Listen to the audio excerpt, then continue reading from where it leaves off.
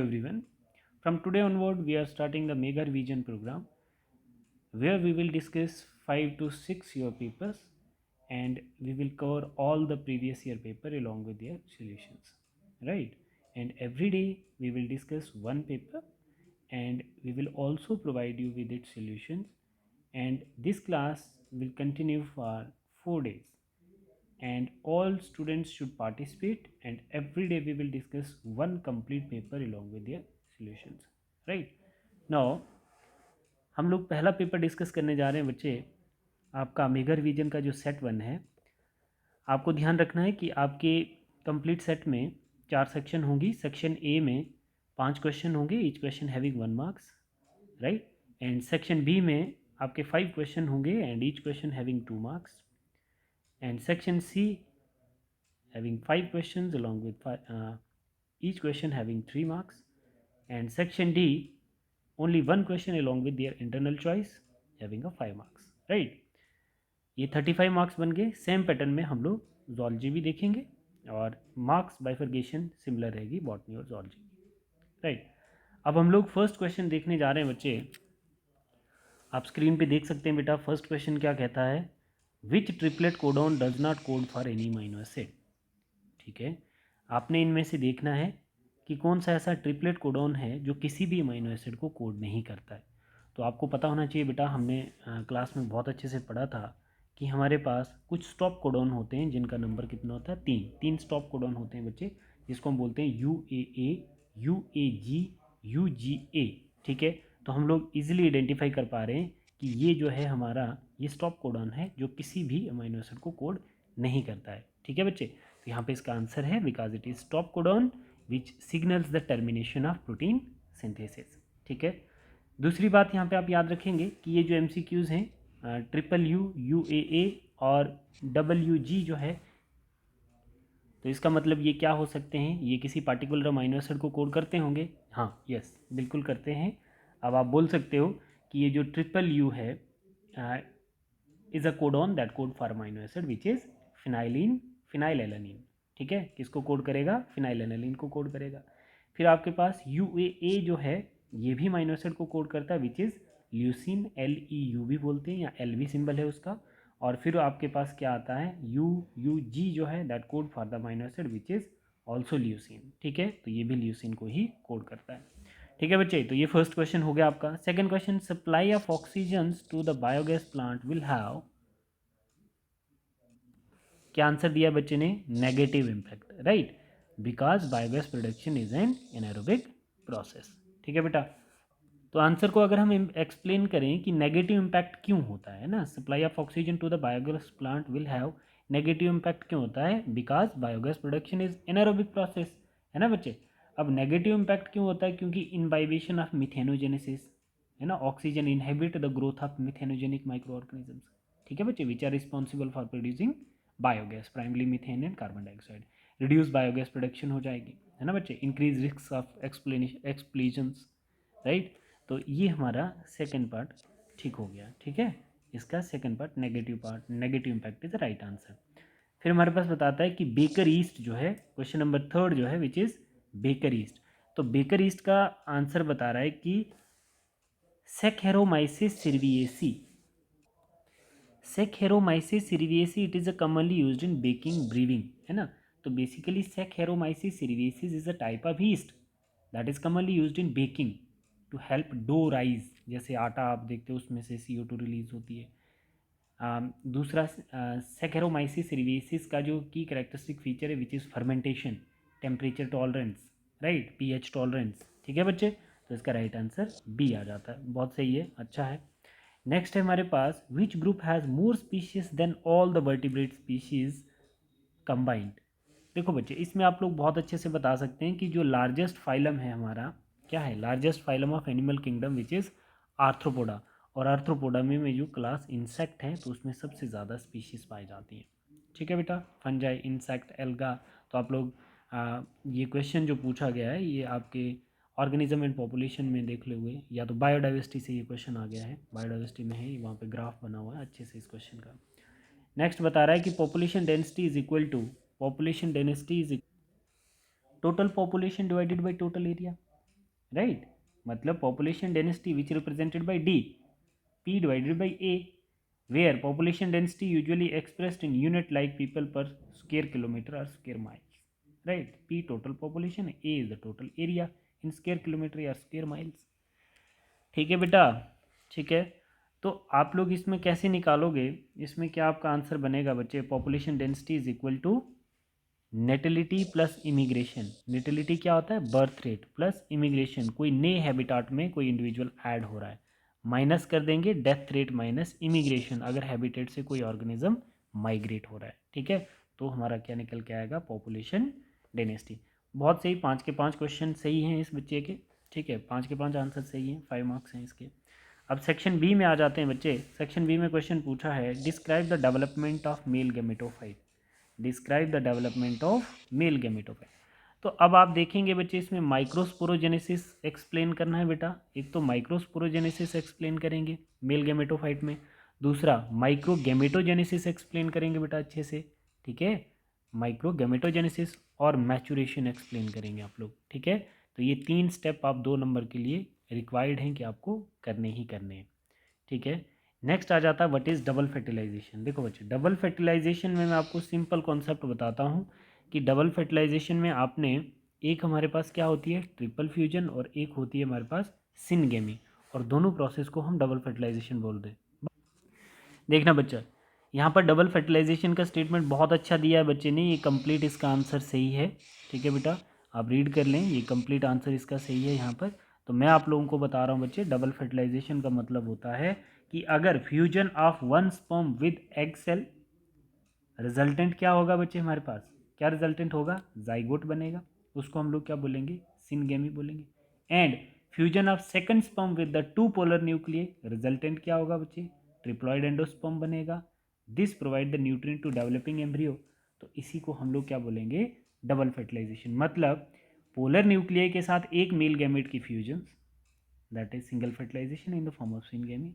और next male gamete जो है वो एग सेल के साथ अगर फ्यूज करता है, जब जाइगोट बनता है, उसको हम सिनगेमी। तो हम बोलते हैं triple fusion plus syngamy equal to double fertilisation. बहुत अच्छा आंसर लिखा बच्चे ने इसका। नेक्स्ट आपके पास आता है, right short note on the various type of processes that occurs in simultaneously during decomposition of detritus. देखो बच्चे, इसका आंसर क्या है, इसका आंसर है, आप लोग ये 3 नंबर के लिए भी लिख सकते हैं, write short note on various type of process that occur simultaneously during decomposition of detritus. ठीक है बेटा, ठीक है। The decomposition is a complex enzymatic process that involve stepwise degradation of detritus. It involve the following step. बच्चे, fragmentation होगा, leaching होगा, ठीक है बेटा, और क्या होगा, कैटाबॉलिज्म होगा। तो 2 नंबर के लिए है तो आप इतने ही लिखें, तो नहीं तो आप इसमें और भी ऐड कर सकते हैं। इसमें भी आप देखोगे बच्चे, डिकम्पोजिशन प्रोसेस में अगर फिजिकल प्रोसेस लिखोगे तो फर्मेंटेशन और लीचिंग आएगा। ठीक है, अगर बायोलॉजिकल प्रोसेस लिखोगे तो microbial decomposition and invertebrate decomposition आएगा। और केमिकल प्रोसेस देखोगे बच्चे इसमें, तो हाइड्रोलिसिस, ऑक्सीडेशन, ह्यूमिडिफिकेशन, और इकोलॉजिकल प्रोसेस देखोगे तो nutrient cycling and soil formation. ठीक है, तो इतने पॉइंट, ये बहुत अच्छा आंसर है यहाँ पर भी। ठीक है, क्वेश्चन नंबर 9 हम लोग देखेंगे, what is the key difference between primary and secondary sewage treatment. देखो बच्चा क्या आंसर कर रहा है, primary sewage treatment and secondary sewage treatment. मतलब ये फिजिकल ट्रीटमेंट जो होता है, मतलब जैसे सीक्वेंशियल फिल्ट्रेशन हम जिसको बोलते हैं, वो प्राइमरी सीवेज ट्रीटमेंट में आएगा। और यहाँ पर क्या हम माइक्रोब्स का यूज़ करते हैं सेकेंडरी सीवेज ट्रीटमेंट्स में। ठीक है, यहाँ पे बोल रहा है रिमूव सस्पेंडेड सॉलिड्स, है ना, डेब्रिज एंड ऑल, उनको हम रिमूव कर देते हैं, जिसको हम ग्रिट रिमूवल भी बोल सकते हैं। और remove dissolve organic matter by using some microbes, right, तो वो आपका ये वाला मेथड आएगा। ठीक, फिर उसके बाद नेक्स्ट हमारे पास आता है बच्चे, इसमें थर्ड पॉइंट दिया है रिड्यूस्ड बीओडी, और इसमें क्या होगा, रिड्यूस्ड बीओडी एंड सीओडी। ठीक है, biological oxygen demand and chemical oxygen demand. Question number 10 देखेंगे बच्चे, draw systematic structure of transcriptional unit. तो बहुत अच्छा है बेटा, यहाँ पे आप देख सकते हैं, ये क्या है, ये हमारा डीएनए का स्ट्रैंड है। इस पर हम लोग क्या देख रहे हैं, ये प्रमोटर साइट आ गई बच्चे, ये स्ट्रक्चरल जीन है। ठीक है, और ये टर्मिनेटर आ गया। ठीक है, तो इसको हम कोडिंग स्ट्रैंड बोलते हैं, और इसको हम टेम्पलेट स्ट्रैंड और टेम्पलेट स्ट्रैंड। ठीक है, तो इसकी पोलरिटी बिल्कुल अपोजिट है, आपने अपनी एनसीईआरटी से भी देख लेना है बच्चे अच्छे से। सेक्शन सी में आप लोग देखोगे, सेक्शन सी में क्या क्वेश्चन आ रहा है आपके पास, Translation involves step like activation of amino acid, charging, initiation, elongation, termination and modification. Throw light on first two steps. तो देखो बच्चे यहाँ पर क्या क्या है आपने देखना है, ये क्वेश्चन है आपके पास। सबसे पहले एक्टिवेशन ऑफ अमाइनो एसिड्स, बिल्कुल सही है बच्चे। अमाइनो एसिड एक्टिवेट कैसे होता है टीआरएनए के ऊपर, एक चीज़ ये ध्यान रखनी है। दूसरा यहाँ पर अमाइनो एसिड प्लस एटीपी जब एनर्जी खर्च होगी तो एक्टिवेट एंजाइम Mg2 पॉजिटिव और अमाइनो एसिड्स AMP एंजाइम्स, है ना, टू इनऑर्गेनिक फॉस्फेट। ठीक है बेटा। चार्जिंग ऑफ टीआरएनए जिसको अमाइनो साइलेशंस बोलते हैं। ठीक है। Amino acids minus AMP enzyme complex plus tRNA aminoacyl tRNA synthesis, मतलब जिसको हम 4 टीआरएनए बोलेंगे। बहुत सही है बेटा। ठीक है। तो यहाँ तक आप इसका आंसर लिखोगे 3 मार्क्स के लिए। ठीक है। फिर उसके बाद आपके पास क्वेश्चन नंबर 12 आता है, what is tissue culture. What is tissue culture, give its applications. ये आ गया आपका question, what is tissue culture and give its application. Tissue culture is a technique used in biology and medicine to grow cell tissue and organs in controlled artificial environment. ठीक है। कहीं पे हम sales की जब ग्रोथ करवा रहे होते हैं तो उसी को हम लोग टिश्यू कल्चर बोलते हैं। ठीक है। यहाँ पर आपने ये पॉइंट देने हैं। सबसे पहले सेलर टिश्यू कलेक्शन करना है, फिर उसके बाद प्रिपरेशन करना है बच्चे, फिर उसके बाद हम लोग क्या करेंगे उसमें, कल्चर मीडियम, और फिर उसके बाद इनक्यूबेशंस और मेंटेनेंस। ठीक है। ये पॉइंट है बेटा इसके। ठीक है। फिर नेक्स्ट हमारे पास आता है बच्चे, हाँ 3 मार्क्स के लिए आपको इतने पॉइंट्स लिखने ही पड़ेंगे बेटा टिश्यू कल्चर के लिए।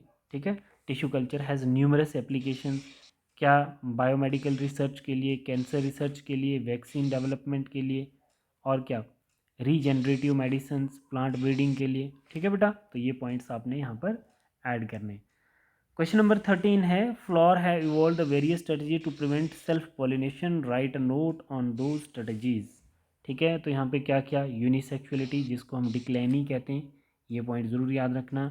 मतलब बाइसेक्सुअल फ्लोर जो है ना बेटा, ये बता रहा है कि सेल्फ पॉलिनेशन प्रिवेंट करने के लिए फ्लोर क्या स्ट्रेटजीज अपनाता है। तो सबसे पहले डेक्लिनी करेगा, है ना, फिर डाइकोगेमी, इनके पॉइंट्स याद रखना, डेक्लिनी और डाइकोगेमी क्या होता है, हिट्रोस्टाइली, ठीक है, और हरकोगेमी और सेल्फ स्टीलिटी। ये पॉइंट एक्सप्लेन करो अगर किसी को समझ नहीं आता है। सेल्फ स्टीलिटी को हम सेल्फ इनकम्पेटिबिलिटी भी बोलते हैं। ठीक है। व्हाट इज़ हॉटस्पॉट, ये वाला पॉइंट है आपका 14th question, what is hotspot. Hotspot होता है बच्चे एंडिन, मतलब उसको हम क्या बोलते हैं, हॉटस्पॉट को एक ऐसा रीजन जहाँ पर बायोडाइवर्सिटी बहुत ज़्यादा हो, which have been declared sensitive due to direct और indirect interference of human activities. मतलब एक ऐसा एंडेमिक स्पीशीज़ जहाँ पर एंडिज्म भी बोला जाता है, जहाँ पर बहुत ज़्यादा स्पीशीज़ हैं और सब बहुत ज़्यादा वैरायटी की स्पीशीज़ एक छोटे से एरिया में मिलती हैं, तो उसको हम लोग हॉटस्पॉट बोलते हैं। For example western Ghat occur along with the western coast of India contain tropical evergreen rain forest into 500 metre above the sea level. ठीक है। एक बार इसको देख लेना। ठीक है। रिच स्पीशीज डाइवर्सिटी होगी, नंबर ऑफ एंडेमिज्म्स दिखेगा आपको, degree of threat in term of habitat loss and degree of exploitation. ठीक है बच्चे। What are the properties of genetic materials. What are the properties of genetic material, बहुत important question है। क्या क्या properties हो सकती हैं, the genetic material should have the flooring properties, following properties. पहली क्या है, it should be present in every cell, हर सेल में आपको जेनेटिक प्रॉपर्टीज मिलेंगी। Its amount should be the same in all somatic cells. Somatic cells कौन से होते हैं, non reproductive cells. It should be able to precisely duplicate it self forming it's carbon copies. ठीक है। तो ये इसकी प्रॉपर्टीज हैं। क्वेश्चन नंबर डी आ गया आपका बेटा, describe the attribute of population possess that not individuals. देखो यहाँ पर describe the attributes that population possess but not individuals. यहाँ पे इसको आपको देखना है, पॉपुलेशन साइज, पॉपुलेशन डेंसिटी, बहुत इंपॉर्टेंट है ये पॉइंट देखने आपने। बर्थ जिसको हम नेटलिटी रेट कहते हैं, डेथ जिसको मोर्टेलिटी रेट कहते हैं, और sex ratio along with age structure. इसमें पायरामिड मेंशन कर देना आप लोग। ठीक है। आर पार्ट आ गया आपका इकोलॉजिकल पायरामिड, नेम द, इसमें कौन से एज पायरामिड की मैं बात कर रहा था, कौन कौन सा, जो डिक्लाइनिंग था, स्टेबलाइजिंग था, और एक तीसरा भी था, बताना ज़रा मुझे। ठीक है। Define ecological pyramid, ecological pyramid वाला क्वेश्चन बहुत बार रिपीट हुआ है, तो इसको आप लोग करेंगे, जिसमें आप लोगों ने बताना होता है कि ecological pyramid may defined as the geographical representation of number, biomass or status of accumulated energy at the different trophic level. ये होता है ecological pyramid in a food chain in an ecosystem. ठीक है, तो चार्ल्स एल्टोनियन pyramid भी इसको बोला जाता है ecological pyramid को. Types of ecological pyramid, pyramid of number क्या होता है बच्चे, जिसमें आपके जो नंबर हैं, pyramid of number, देखो नंबर इंक्रीज करते हैं. ठीक है, जैसे ये फाइटोप्लैंक्टॉन्स थे, फिर उसके बाद जू प्लैंक्टॉन, स्मॉल फिशीज, लार्ज फिशीज. ठीक है, यहाँ पर ये क्या है, रियल अपराइट पायरामिड और ये इन्वर्टेड पायरामिड आ जाएगा. डायग्राम बहुत अच्छे से बनाना है इसकी. इन्वर्टेड पायरामिड को हम पैरासिटिक फूड चेन भी बोलते हैं. ठीक है, पायरामिड ऑफ बायोमास देख लो बच्चे, यहाँ पर पायरामिड ऑफ बायोमास ये वाला हमारा अपराइट आ गया और ये हमारा इन्वर्टेड आ गया. ठीक है, और फिर उसके बाद हमारे पास पायरामिड ऑफ एनर्जी आता है जो ऑलवेज अपराइट होता है. ठीक है बच्चे, तो ये आपका पेपर 1 हम लोगों ने डिस्कस कर लिया है. अब हम लोग पेपर 1 का पार्ट ए बॉटनी डिस्कस किया है. अब हम लोग जूलॉजी पे चलते हैं.